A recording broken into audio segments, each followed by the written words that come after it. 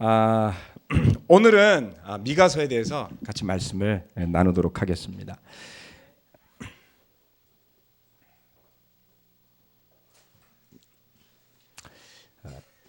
노트북을 재부팅했더니 업데이트를 하고 있어요. 자, 뒤에는 나왔는데, 자, 미가서는 여섯 번째의 소예언서인데요. 미가서도 이렇게 살펴보고 열어보면 그 안에 정말 너무나 소중한 말씀들이 참 많습니다. 계속 이제 이게 주중에 레슨을 막 하니까 여러분들 좀 소예언서들 요즘 읽어보고 계신가요? 혹시 미가서도 좀 읽어보셨어요? 예, 읽어보신 분도 있고 안 읽어보신 분들도 있죠. 그래도 이렇게 그 준비를 해서 그 설교를 듣고 나서는 좀 다시 읽어볼 때 좀 도움이 되시나요? 예. 소연서가 사실은 우리가 대부분 이렇게 반복해서 잘 읽지는 않잖아요. 성경을 저도 해마다 한 번 정도씩 쭉 읽도록 하는데 아주 특별한 경우가 아니면 그 한 번 읽었던 그 책을 계속 이렇게 반복해서 읽지는 않거든요. 의외로 그렇게 해서는 잘 이렇게 눈에 들어오지는 않는 것 같습니다. 뭐 호세아서 그래도 그 중에 뭐 한두 구절 마음에 남는다든가 또 요나서 그래도 뭐 한두 구절 남는다든가 이러는데요. 오늘은 미가서에 대해서 같이 좀 알아보고 또 이 시간을 통해서 여러분들이 미가서를 읽는데 도움이 되시기를 바랍니다. 미가서는 이렇게 그 그림을 그렸더라고요. 저렇게 이 성화에 보면은 이제 대부분 이렇게 머리 뒤에 이렇게 띠가 보이잖아요.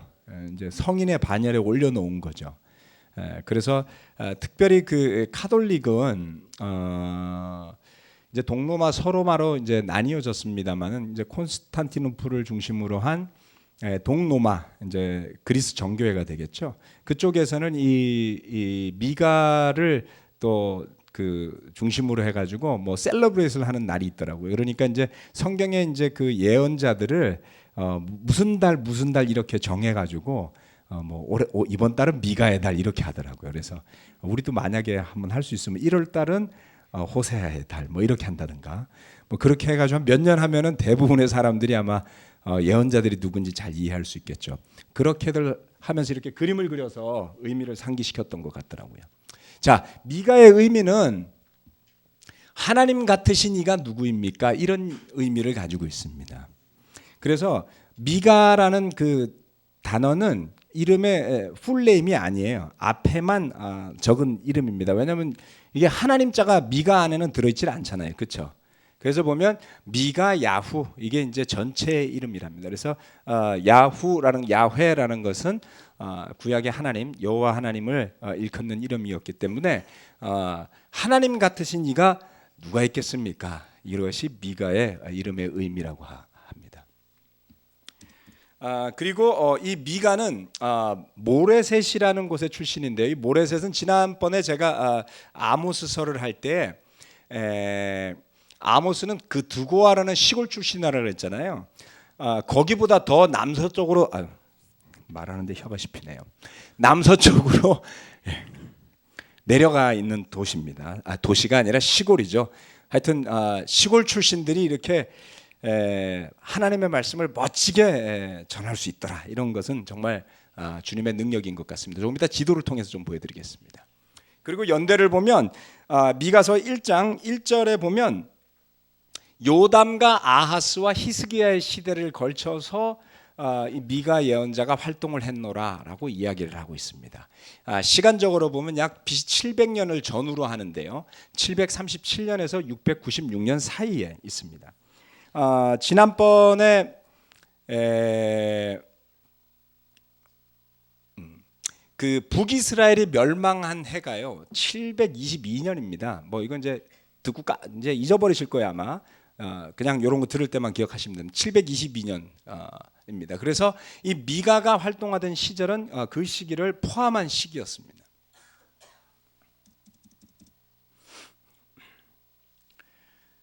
업데이트를 계속하고 있네요. 자, 그래서 이 미가서는 또 사마리아와 예루살렘이 두 개를 다 언급하지만 주로 예루살렘을 중심으로, 즉 유다를 향한 예언서였다, 이렇게 볼 수가 있습니다. 자, 미가서 1장 1절 말씀을 한번 보겠습니다. 이것은 주님께서 사마리아와 예루살렘이 어찌 될 것인지를 모레셋 사람 미가에게 보여주시면서 하신 말씀이다. 때는 유다의 왕 요담과 아하스와 히스기야가 대를 이어 가면서 유다를 다스리던 기간이다, 이렇게 이야기를 하고 있습니다. 자, 지난번에 제가 아모스서를 설명하면서 보여드렸던 지도인데요, 이 지도가 좀 보기가 편해서 다시 보여드립니다. 밑에 있는 큰 호수가 사해라고 말씀드렸죠. 사해를 중심으로 보면 쉽다고 말씀드렸습니다. 그래서 이 사해에서 예루살렘이 여기에 있어요. 보이세요? 빨간. 이게 좀 약한가? 잘 보이죠?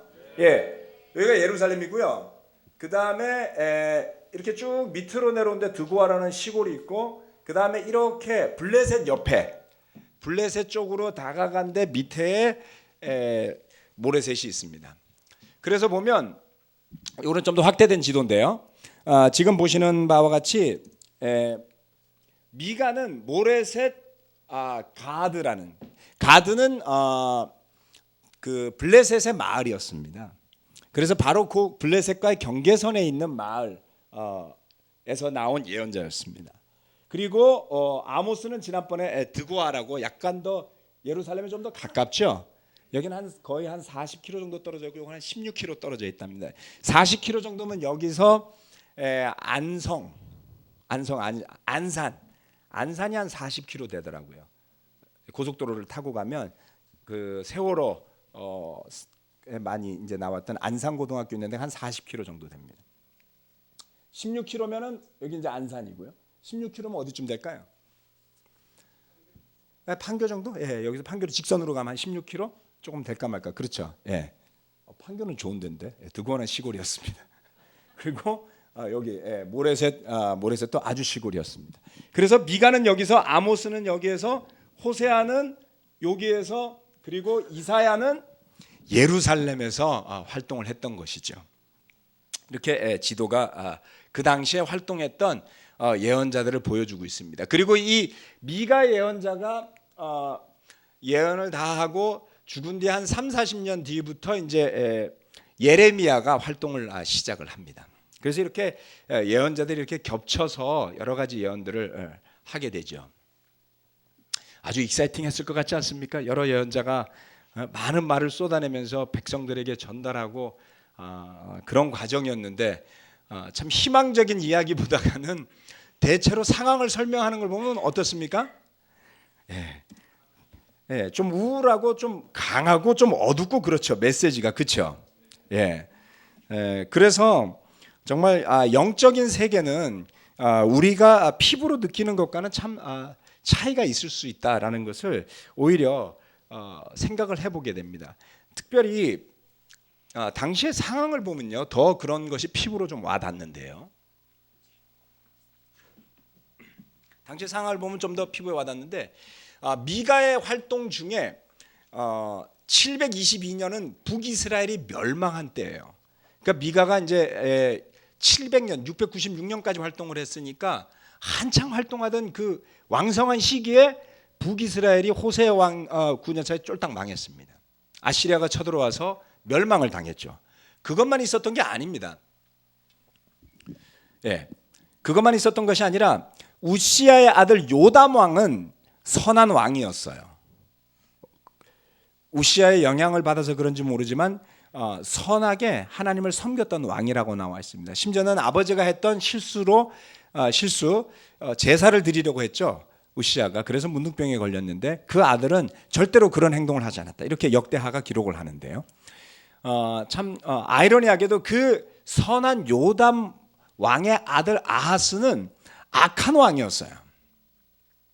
그래서 아들을 불로 태워서 제물로 바치는 장면이 역대하 28장 3절에 나옵니다. 아들을 태워서 바치는 종교, 그 신이 뭐였죠? 몰렉. 우리 박항식 목사님이 얼마 전에 보여주면서 했죠, 그렇죠? 몰렉이라는 신에게 바치는 게 그런 거였어요. 근데 그것만 있는 게 아니에요. 심지어는 시리아의 신들, 즉 다마스커스의 신들에게도 제사를 드립니다. 왜냐하면 시리아가 쳐들어왔어요.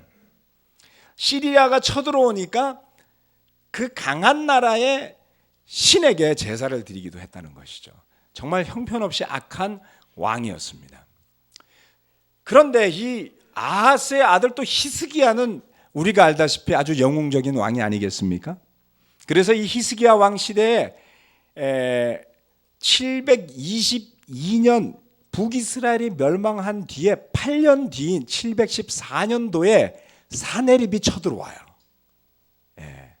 그래서 아주 18만 5천 명이 하룻밤 사이에 죽고 쫓겨나가는 장면이 나오지만 그게 일어났기에 망정이지 일어나지 않았으면 어떻겠어요? 정말 이 유다도 멸망을 당할 수 있는 그러한 위기에 처해 있었다라는 것을 알 수가 있습니다. 자, 그러니 예언자들도 얼마나 간담이 선을 했겠어요. 그 예언자들조차도 두 발 뻗고 편안하게 살았던 시절이 아니었다라는 것을 알 수가 있습니다.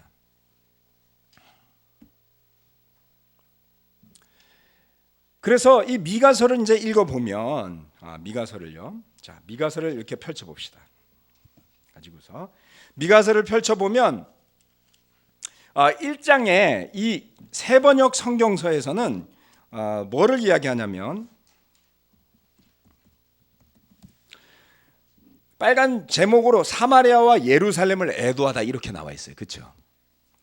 그리고 바로 밑에 10절부터는 예루살렘의 멸망이 나옵니다.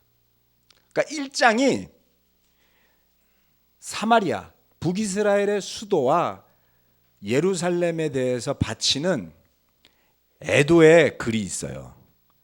여러분 같으면 어떻겠습니까? 너를 애도한다. 애도는 죽은 사람한테 하는 거예요. 그렇죠? 이스라엘에서 애가라는 게 있는데 예레미야 애가가 있죠. 원래 애가는 죽은 사람의 장례를 슬퍼하면서 불러주는 노래가 애가예요. 근데 이게 이제 돈 있는 부자들한테만 그렇게 해줬다는 거예요. 여러분 장례식에 성악가를 부른 거다 뭐 이렇게. 그래서 직접 그 슬픔의 노래를 지어서 그것을 위로하는 이제 그런 게 애가거든요. 그러니 이 예언자가 1장에서 사마리아와 예루살렘 두 수도에 대해서 애도의 말을 첫 번째로 합니다. 그리고 예루살렘이 멸망할 것을 이야기합니다. 2장에 가면 죄악에 대한 이야기가 나오죠. 무슨 이야기냐면 당시의 상황을 보면 그야말로 죄가 흘러 넘치는 그러한 시대였다라는 것을 한눈에 알 수가 있습니다. 자, 부유한 자들의 죄가 2장에 나옵니다. 2장 1절부터 2절 말씀을 3절까지 읽어보겠습니다. 악한 궁리하는 자들, 잠자리에 누워서도 음모를 꾸미는 자들은 망한다. 그들은 권력을 쥐었다고 해서 날이 새자마자 음모대로 해치우고 많은 자들이다. 탐나는 밭을 빼앗고 탐나는 집을 제 것으로 만든다. 집임자를 속여서 집을 빼앗고 주인에게 딸린 사람들과 유산으로 받은 밭을 제 것으로 만든다. 그러므로 나 주가 말한다. 내가 이 백성에게 재앙을 내리기로 계획하였으니 이 재앙을 너희가 피할 수 없을 것이다. 너희가 거만하게 걸을 수도 없을 것이다. 그처럼 견디기 어려운 재앙의 때가 될 것이다. 부유한 자들의 죄가 나와요. 그게 다가 아닙니다. 그 다음엔 지도자들의 죄가 3장에 나옵니다. 그 지도자들의 죄는 이와 같습니다. 3장 1절에서부터 그때 내가 말하였다. 야곱의 우두머리들아, 이스라엘 집의 지도자들아, 내가 하는 말을 들어라. 정의에 관심을 가져야 할 너희가 선한 것을 미워하고 악한 것을 사랑한다. 너희는 내 백성을 산채로 그 가죽을 벗기고 뼈에서 살을 뜯어낸다. 이렇게 내려가다가 심지어는 마지막 11절에 가면요, 이런 말도 나와요. 이 도성의 지도자들은 뇌물을 받고서야 다스리며 제사장들은 삭슬 받고서야 율법을 가르치며 예언자들은 돈을 받고서야 계시를 밝힌다. 그러면서도 이런 자들은 하나같이 주님께서 자기들과 함께 계신다고 큰 소리를 친다. 주님께서 우리와 함께 계시니 우리에게 재앙이 닥치지 않는다고 말한다. 상상이나 가세요. 제가 오늘 설교를 하기 전에 형제자매 여러분 얼마를 주시겠습니까? 지난번 아모스 설교의 퀄리티를 생각하셔서 모인 바구니의 금액을 보고 오늘 설교의 퀄리티를 정하도록 하겠습니다. 상상하기 어려운 일들이 벌어졌던 것이죠. 돈을 받으면 축복을 해주고요. 돈이 나오지 않으면 계시가 없다고 말해요. 상상하기 어려울 정도로 타락하고 부패한 지도자들의 죄를 볼 수가 있습니다. 뿐만 아닙니다. 백성들의 죄까지 있어요. 6장 12절 말씀에는 6장 12절에 가면 도성에 사는 부자들은 폭력배들이다. 백성들은 거짓말쟁이들이다. 그들의 혀는 속이는 말만 한다. 어떻습니까? 부자들은 빼앗고 도둑질하고 모략을 꾸미고 지도자들, 공정하게 재판을 해야 될 지도자들은 뇌물을 받고 왜곡된 재판을 하고, 그리고 영성을 지켜야 할 제사장들과 예언자들은 돈을 받아야 축복의 말을 해주고, 백성들은 어떤가요? 거짓말을 해요. 시장에서 저울추를 속이고 거짓말로 가짜 되를 씁니다. 자, 이제 이런 것을 우리가 총체적 난국이다, 저는 이렇게 봅니다. 위로부터 아래까지 다 썩은 거예요. 그래서 미가가 부유한 자들과 지도자들의 죄를 길게 책망하는 것을 볼 수 있지만, 백성들조차도 이처럼 도성에 사는 사람들이 이렇게 하더라. 그래서 13절은 뭐라 그랬냐면, 그러므로 내가 너희에게 견디기 어려운 형벌을 내린다. 너희가 망하는 것은 너희가 지은 죄 때문이다 라고 미가서는 경고하고 있는 것입니다. 자, 그래서 이 미가서에 나타나는 패턴을 보시면 다른 예언서들에서도 비슷한 유사한 패턴들이 나타나는 것을 볼 수 있습니다. 자, 어떤 패턴이냐면, 죄가 있어요. 죄가 있으면 심판이 옵니다. 그렇죠? 죄의 대가로 하나님의 심판, 벌을 받습니다. 그런데 그 사이사이에 보면 하나님께서 구원하실 것에 대한 예언이 들어있어요. 그렇죠? 이게 사실은 읽어도 잘 매칭이 안 될 겁니다.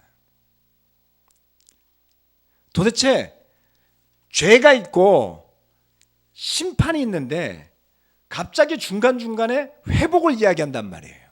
하나님께서 회복하실 것이다. 이게 잘 납득이 안 되실 거예요.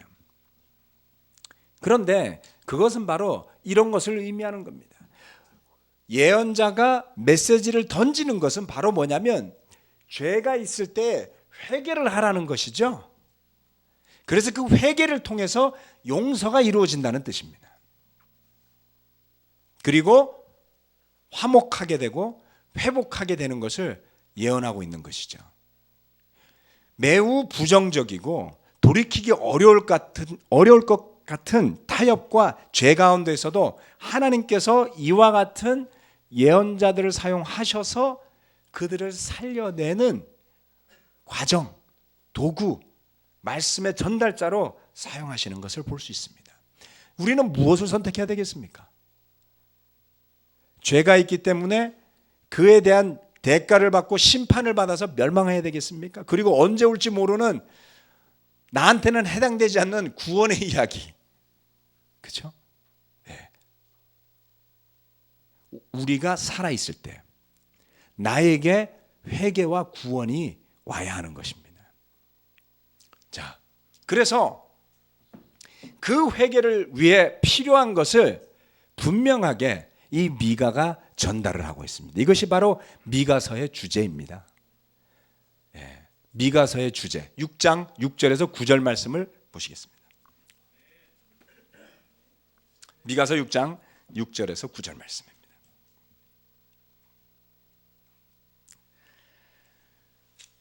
내가 주님 앞에 나아갈 때에, 높으신 하나님께 예배드릴 때에 무엇을 가지고 가야 합니까? 번제물로 바칠 1년 된 송아지를 가지고 가면 됩니까? 수천 마리의 양이나 수만의 강줄기를 채울 올리브 기름을 드리면 주님께서 기뻐하시겠습니까? 내 허물을 벗겨 주시기를 빌면서 내 맏아들이라도 주님께 바쳐야 합니까? 내가 지은 죄를 용서하여 주시기를 빌면서 이 몸의 열매를 주님께 바쳐야 합니까?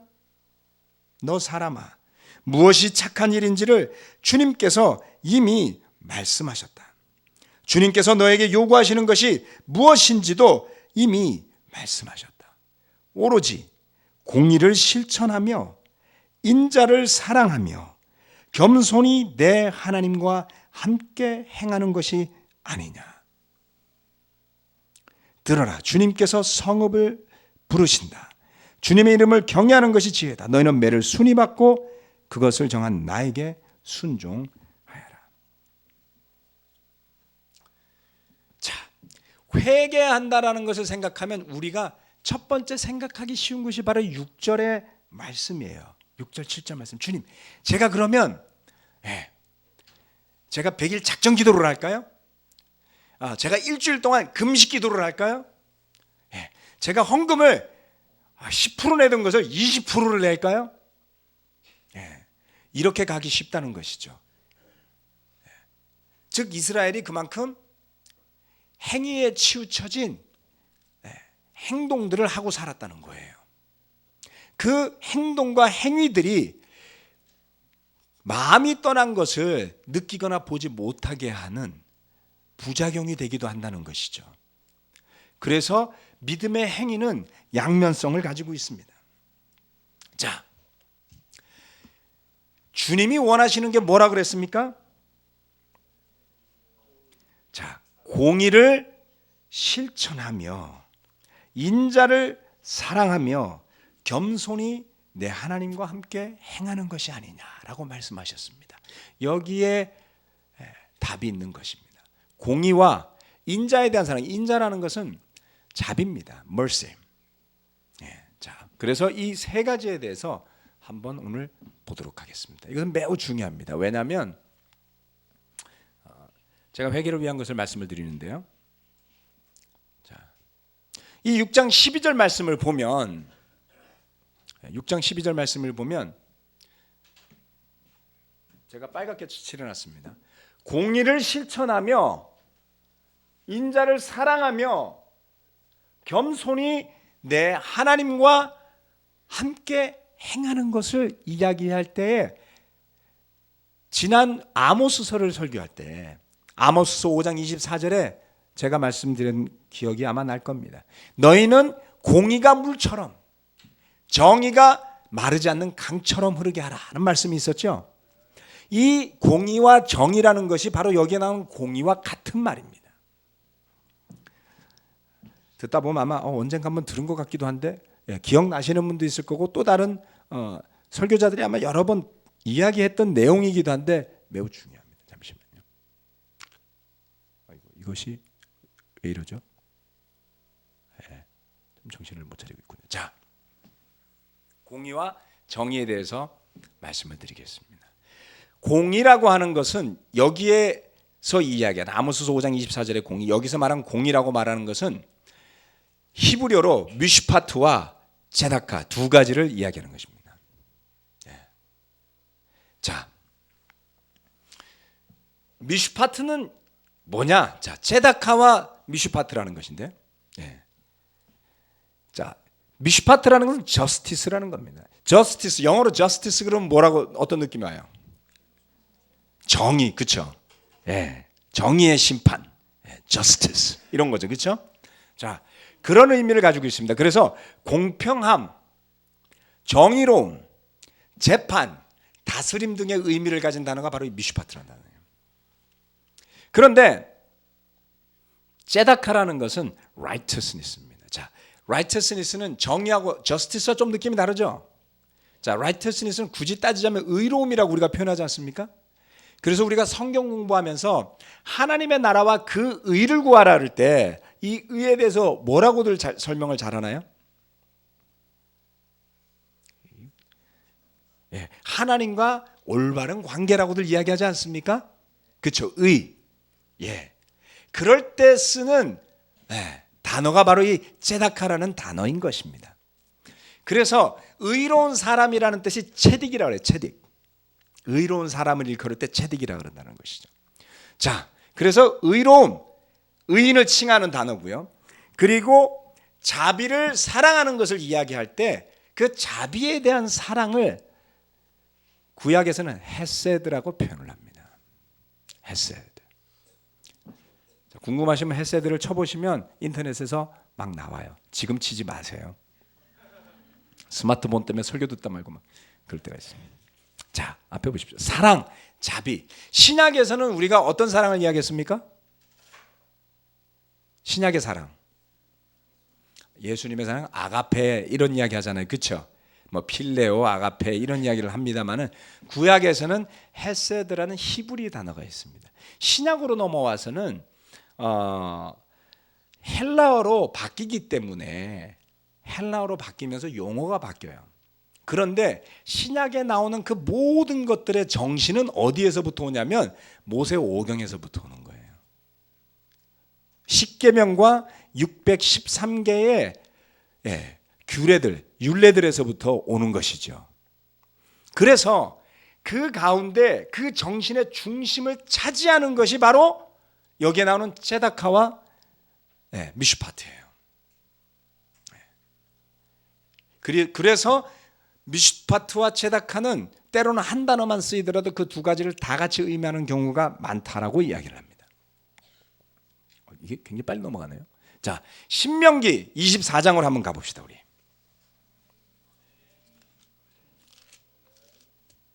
신명기 24장.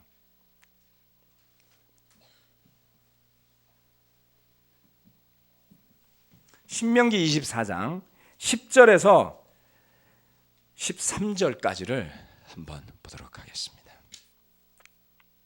우리 다 찾으셨습니까? 네, 우리 다 같이 한번 읽어볼까요? 시작.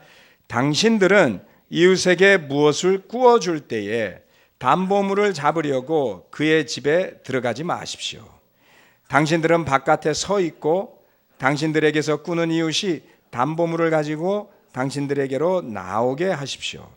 그 사람이 가난한 사람이면 당신들은 그의 담보물을 당신들의 집에 잡아둔 채 잠자리에 들면 안 됩니다. 해가 질 무렵에는 그 담보물을 반드시 그에게 되돌려 주어야 합니다. 그래야만 그가 담보로 잡혔던 그 겉옷을 덮고 잠자리에 들 것이며 당신들에게 복을 빌어줄 것입니다. 이렇게 하는 것이 주 당신들의 하나님이 보시기에 옳은 일입니다. 별거 아닌 것 같잖아요. 네. 바로 이것이 ጼ다카와 미슈파트의 정신이라는 거예요. 즉 하나님께서 의롭게 보아주는 의로움이라는 것은 뭐냐면 고아와 과부를 챙겨주는 거예요. 밀밭에 떨어진 이삭을 줍지 않고 이방인들이 먹도록 하는 겁니다.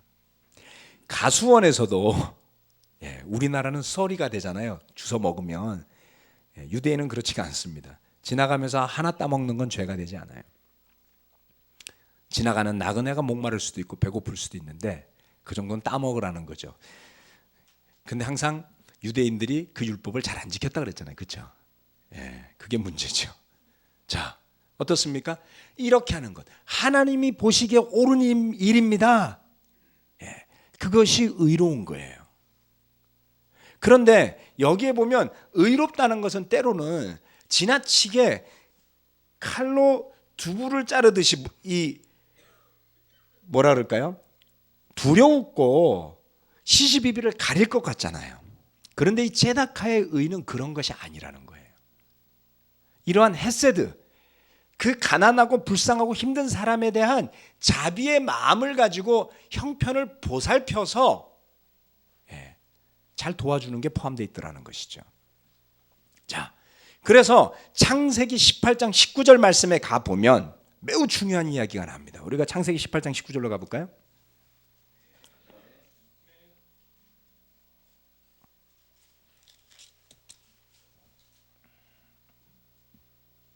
창세기 18장 19절 말씀을 보도록 하겠습니다. 내가 아브라함을 선택한 것은 그가 자식들과 자손을 잘 가르쳐서 나에게 순종하게 하고 옳고 바른 일을 하도록. 자, 여기서 옳고 바른 일에다가 밑줄과 동그라미를 치셔야 돼요. 자, 이게 바로 뭐냐면 ጼ다카와 미슈파트예요. 옳은 일, 바른 일 하도록 가르치라는 뜻에서 한 것이다. 그의 자손이 아브라함에게 배운 대로 하면 나는 아브라함에게 약속한 대로 다 이루어 주겠다. 여기에 아브라함의 퀄리티가 보이는 면목이 있습니다. 아브라함은 자녀가 없었는데도 불구하고 그는 자녀들을 잘 가르칠 소양이 있었던 거예요. 하나님이 아브라함을 선택하셨어요. 왜요? 자녀를 잘 가르칠 것 같아서. 뭘로요? 옳고 바른 일을 하도록. 즉 ጼ다카와 미슈파트를 하도록. 아브라함의 후손 누굽니까? 이스라엘이죠. 그렇죠? 그들이 마땅히 해야 되는 그 모든 10계명이 나오기 이전에 이미 뭐가 있습니까? 예, 공의와 정의가 있었던 거예요. ጼ다카와 미슈파트는 그들에게 있어서는 당연히 기본으로 근본으로 해야만 하는 그러한 일이었던 것이죠. 시편 15편에 가봅시다.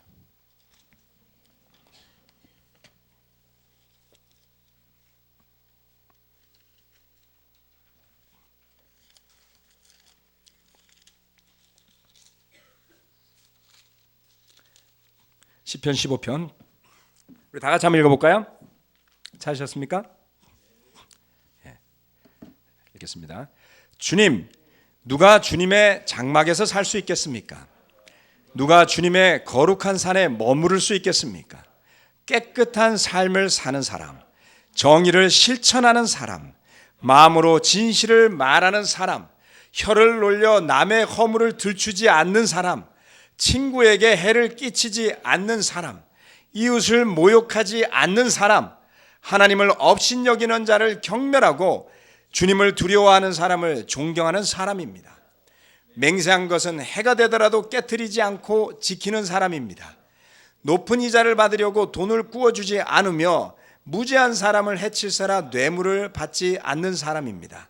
이러한 사람은 영원히 흔들리지 않을 것입니다. 이게 바로 그겁니다. 누가 주님의 장막에 살 수 있겠습니까? 누가 주님의 거룩한 산에 있을 수 있겠습니까? 정의를 실천하는 사람이요. 바로 ጼ다카와 미슈파트를 행하는 사람인데 이게 추상적인 개념이 아니더라는 거예요. 우리가 하나님을 사랑하고 이웃을 사랑하라는 첫 번째 가는 계명을 이야기할 때에 내 느낌만 좋으면 다라고 생각하실 때가 있어요. 그렇지 않습니다. 조금 전에 1절, 2절까지는 그냥 읽어 가겠는데 3절, 4절, 5절 넘어가면 찔리는 게 있습니까? 없습니까? 있어요. 저는 있습니다. 그것이 우리의 죄인 거예요. 그것이 뭐였습니까? 네. 이스라엘의 죄였던 겁니다. 누가 주님의 장막에서 살 수 있겠습니까? 네. 자, 그래서 이 ጼ다카와 미슈파트와 이 헤세드가 성취되어야만 되는데 미가서 7장에 가면 다시 암담한 이야기가 나옵니다. 미가서 7장으로 가보시겠습니다.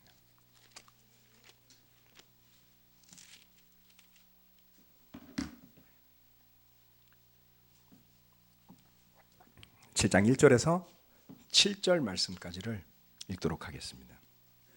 제가 읽겠습니다. 아, 절망이다. 나는 가지만 앙상하게 남은 과일나무와도 같다.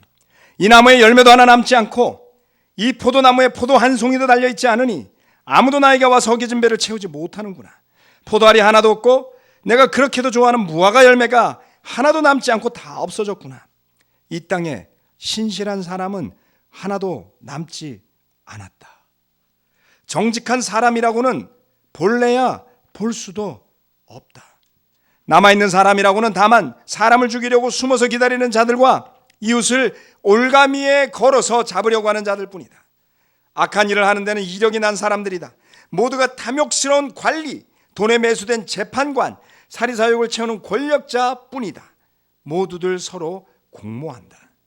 그들 가운데 제일 좋다고 하는 자도 쓸모없는 잡초와 같고 가장 정직하다고 하는 자도 가시나무 울타리보다 더 고약하다.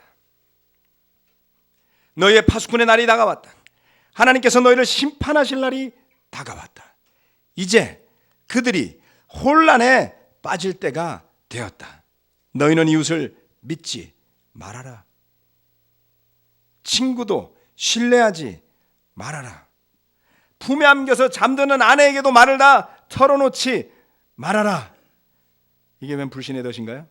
이 시대에는 아들이 아버지를 경멸하고 딸이 어머니에게 대들고 며느리와 시어머니가 다툰다. 사람의 원수가 곧 자기 집안 사람일 것이다. 그러나 나는 희망을 가지고 주님을 바라본다. 나를 구원하실 하나님을 기다린다. 내 하나님께서 내 간구를 들으신다.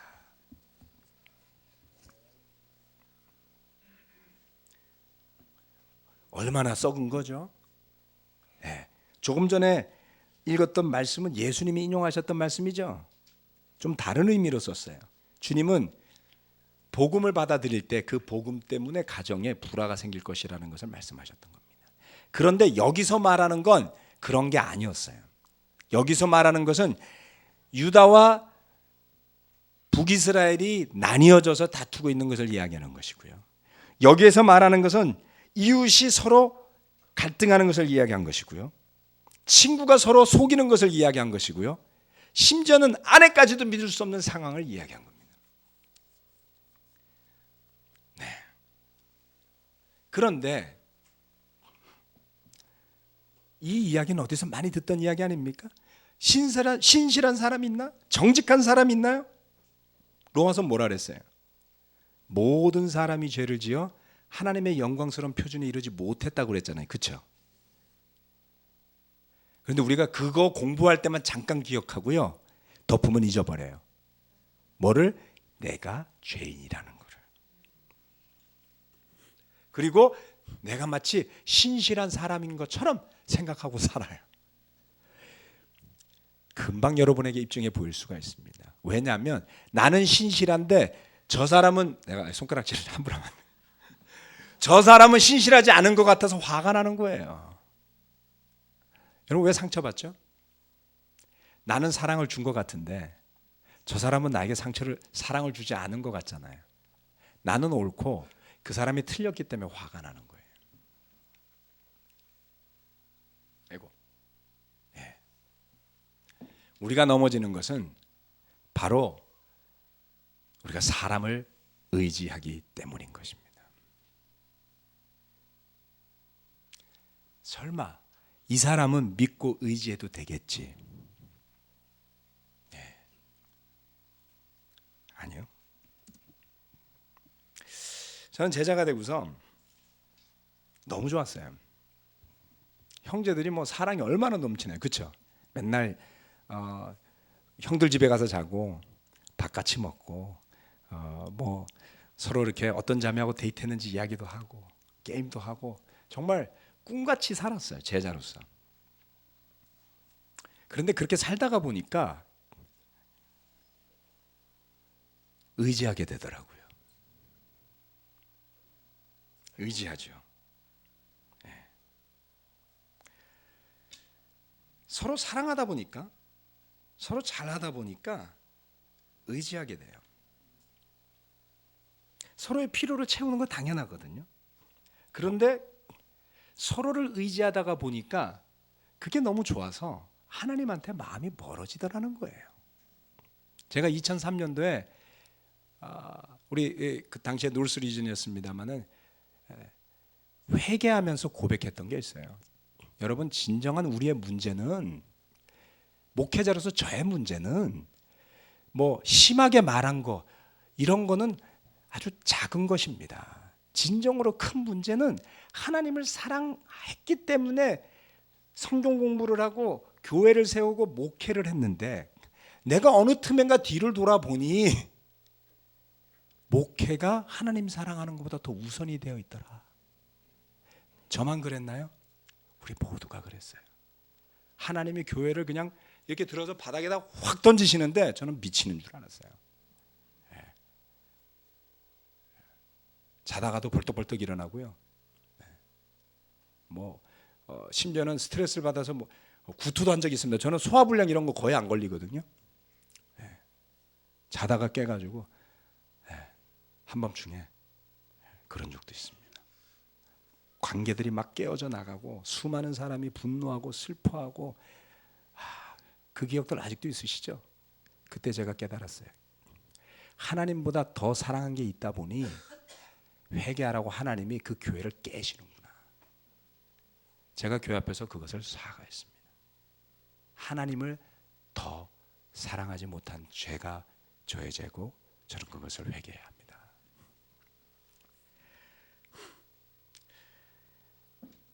제가 2012년도에 담임 목사직을 그만두고 내려왔습니다. 많이 부족했습니다.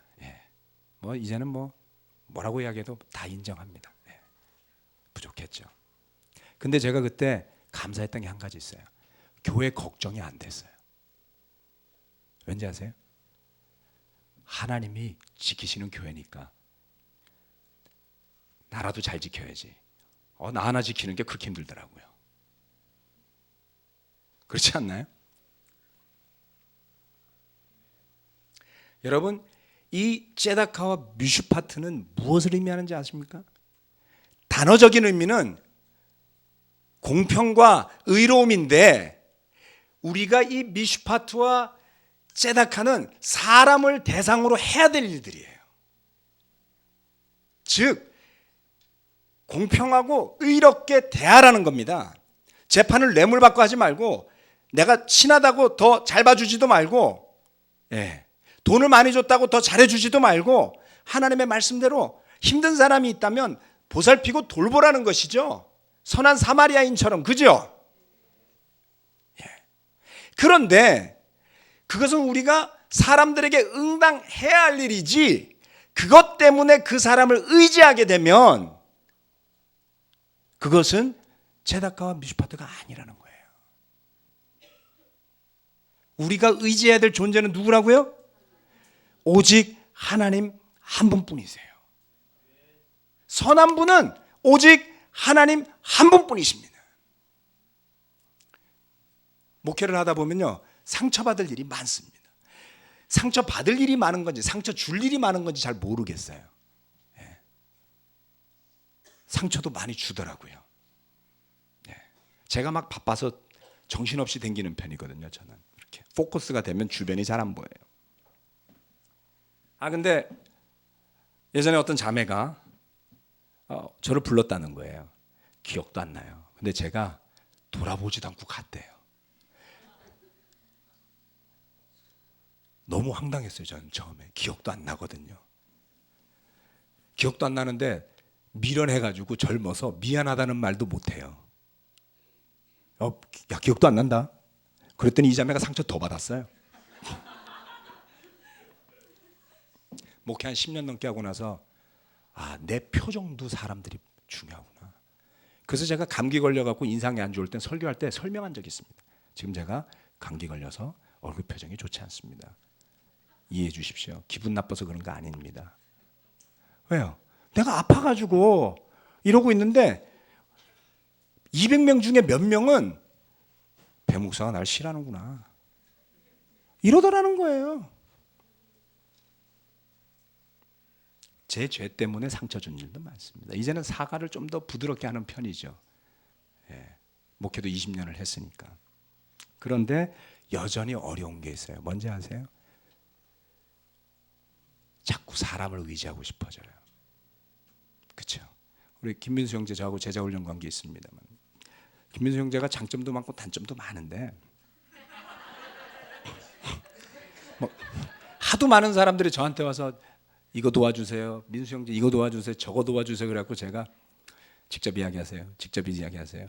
몇 마디 제가 하다가 뭐 상처를 주기도 하고 받기도 하고. 근데 저한테 이제 싫은 소리를 잘 해요. 제가 그걸 뭐 잘 받아들이냐? 그렇진 않습니다. 불쾌할 때도 있어요. 뭐 함께 목회했던 사람들 다 그런 일 주고받잖아요, 그렇죠? 그런데 제 이야기를 들어주고 제 입장을 공감해주면 어느 틈엔가 제가 의지하고 싶어져요. 그래가지고 제가 힘든 걸 이야기한 적이 있었거든요. 야, 내가 이런 것 때문에 힘들었고 그래서 내가 지금 이렇게 하려고 그래. 그랬더니 형, 그 이야기 들으니까 저도 힘드니까 저한테 그런 이야기 하지 마세요.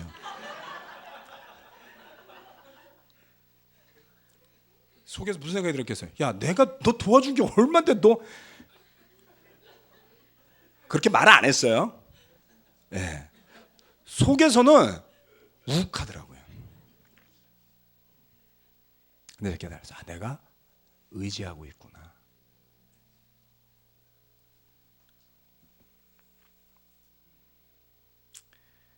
우리는요 서로 사랑해야 됩니다. 그런데 사랑하다가 의존하면 죄를 짓습니다. 우리가 믿고 의지해야 할 유일한 존재는 하나님 한 분뿐이십니다. 거기에 희망이 있죠. 아니 아무리 그 시대가 악했다 한들 그 중에 선한 사람 하나 없었겠어요? 미가가 예언할 때 이사야 있었다며, 호세아도 있었다며. 그러면 적어도 미가서에 그렇게 써놔야죠. 그 중에 이사야는 선했더라. 몰라요. 미가하고 이사야하고 말다툼했는지. 누가 합니까?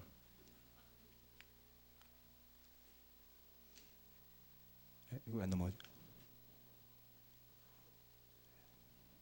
이게 버전이 달라서 그런가요? 자, 사람이 사람을 대해서 해야 될 바른 태도, 바른 마음가짐, 그것이 바로 제다카와 미슈파트와 헤세드다. 예, 그렇게 기억하셔야 됩니다. 그 진정한 성취는 뭐냐면 말씀을 따를 때, 하나님의 뜻을 따를 때에 이루어지는 것이죠. 지난주에 여러 행사가 있었는데요. 너무 놀라운 행사가 있었습니다. 그 중에 하나는 뭐냐면 호프 자선 골프 대회예요. 이 호프 자선 골프 대회는 골프를 좋아하는 두 명의 형제가 시작해가지고 지금 몇 년째 하고 있습니다만은 우리 여기도 몇몇 사람들이 와서 후원을 해주죠. 우리 권영준 형제도 와서 해주고 빠지지 않고 해주죠. 근데 이때 이종범 선수가 왔어요. 아시죠? 한화의 감독으로. 근데 지금 뭐 사정이 안 좋아가지고 잘렸는지 그만뒀는지 시간이 생긴 거예요. 그래가지고 우리 박희진 형제 후배라 가지고 몇 년 초대했는데 처음 왔습니다. 여기 있습니다. 여기. 아줌마들이 난리가 났어요. 그래서 사진 찍어 정말 대단했습니다. 그래서 이 자선 골프 대회에서 약 한 460여만 원의 후원금이 거쳤습니다. 42명이 해서. 예. 이 돈으로 우리가 1년에 2번 하면 한 900만 원 거치잖아요. 그렇죠? 이거를 가지고 장애인들의 연극 치료를 후원하고 있습니다. 감사한 일이죠. 그런데 이것만 있었느냐? 아니에요. 도토리집 공연도 있었습니다. 아멘. 우리 김종환 형제가 다 이거를 이니시해서 준비를 해주셨는데 그날 사회는 우리 권영준 집사님이 보시더라고요. 그렇죠? 예, 아트계 역시 여전히 발이 넓어요. 예, 그렇죠? 네. 우리 김주영 형제도 뭐 이렇게 본인이 호프 돕겠다고 그날 보니까 왔다 갔다 하면서 돕고 계시더라고요. 아멘. 좋았습니다. 너무 좋았어요. 예. 우리 목회자들 밑에서 회의하느라 조금 늦었지만 다 올라와서 제가 끝까지 보면서 정말 감동을 받았습니다. 이 자리가 꽉 찼었어요. 한 이만큼 와 있었습니다, 여러분. 이게 뭐라고요? 예, 이게 바로 제다카와 미슈파트와 헤세드예요. 거기에 사랑이 있잖아요, 그렇죠? 힘들어하는 가정에게 용기를 주는 거잖아요, 사랑으로. 그런데 잘난 척하는 사람이 아무도 없어요. 예? 그날 공연하고 같이 있는 중에서 누가 인정받으려고 그러고 목소리 높이려고 하는 사람 아무도 없었습니다. 다들 기뻐했죠, 그렇죠? 감사했죠. 후원금도 모으고 얼마 거쳤는지 잘은 모르지만 분명히 도움이 됐으리라 생각합니다. 저도 그 자리에 와서 보면서 더 도와야 되겠다 이런 생각이 들 정도였으니까요. 그런데 이처럼 우리가 의지하지 않고 내가 가진 것을 나누어서 필요한 사람들에게 주려고 모인 자리는요, 항상 좋아요. 저는 호프 골프 대회를 처음에 하면서 처음에 몇백만 원에 거쳐서 깜짝 놀랐어요. 그런데 그 다음번에 하면 누가 올까 그렇게 생각했어요. 또 오시더라고요. 그렇게 한 3번을 하고 났더니 이분들이 1년에 2번을 하자는 거예요. 자선을 2번 하면 돈을 2번 내는 거잖아요, 그렇죠? 하시자는 거예요. 그래서 300~400만 원 거치던 게 900만 원이 된 거예요. 감사한 일 아닌가요? 저는 놀랐습니다. 왜냐하면 한 번 온 사람들이 계속 오려고 그래요. 그리고 전도도 해요, 거기서. 예, 거기 온 사람 제가 우리 바이블톡에 초대했습니다. 거기 오는 사람 한 사람은 내년 4월부터 성경 공부하기로 약속돼 있어요. 아멘. 예.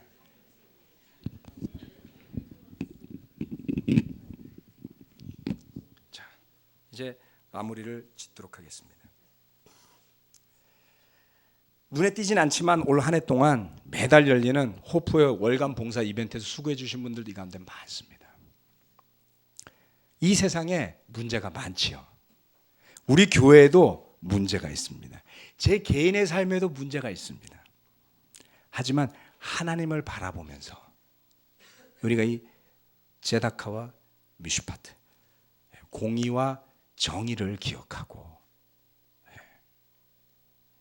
이방인을 위해 떨어진 미라를 다 거두려 하지 않고 고아와 과부를 기억할 줄 알고, 그리고 인자에 대한 사랑으로 서로를 대하려 한다면 지금 있는 많은 문제들이, 특별히 그 중에서 이겁니다.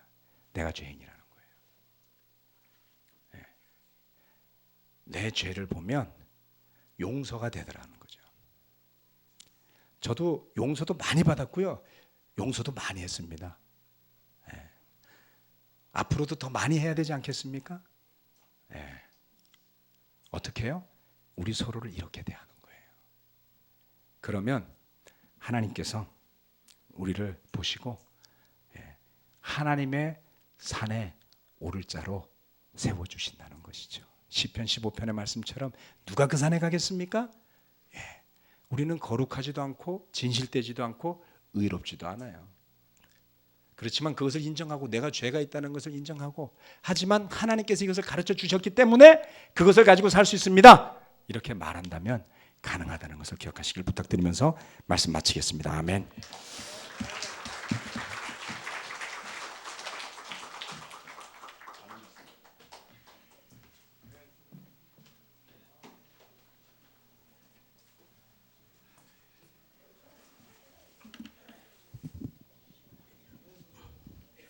예, 안녕하십니까.